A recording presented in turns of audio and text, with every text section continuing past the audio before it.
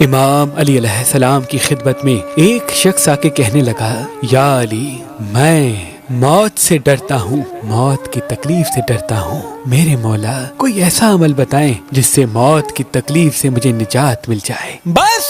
یہ کہنا تھا۔ تو امام علی علیہ السلام نے فرمایا، اے بندہ خدا، اگر موت کی تکلیف سے بچنا چاہتے ہو تو ملک الموت سے دوستی کر لو۔ تو وہ حیرت سے کہنے لگا، یا علی، ملک الموت سے دوستی وہ کیسے؟ امام علی علیہ السلام نے فرمایا، میں نے اللہ کے رسول سے سنا کہ جو انسان کسی بھی انسان کو تکلیف نہیں دیتا تو ملک الموت اس انسان کو دوست رکھتا ہے اور اللہ سے وعدہ کرتا ہے کہ اے اللہ، جب اس کا وقت آخر ہوگا تو جس طرح سے یہ زندگی میں انسانوں کا خیال رکھتا رہا، اپنے وجود سے ہر انسان سے نرمی کرتا رہا، ویسے ہی موت کے وقت میں اسے تکلیف نہیں دوں گا اور نرمی اور سکون کے ساتھ اس کا روح قبض کر لوں گا۔ یاد رکھنا،